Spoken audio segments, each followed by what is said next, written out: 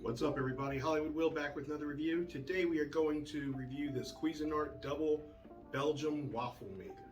So let's get this out of the box, get it set up, and let's talk about it. Alright, after having everything out of the box, you know what this reminds me of?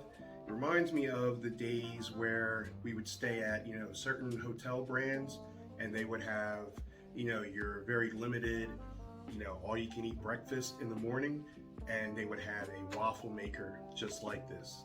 And it's bringing back the memories here, but anyway, let's get to it. So one thing I want to point out right away at the bottom, can you see that? The cord is rolled up in here. So the cord, when you're done using it, it can actually be rolled up and stored away.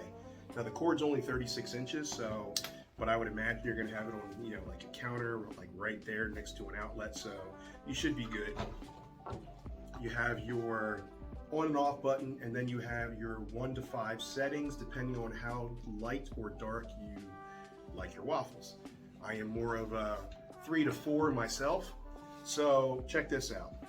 Now this rotates because you can cook a waffle on this side, you can cook a waffle on that side. Check that out. As you can see those grooves right there. Oh my gosh, I'm getting hungry. Same thing on this side.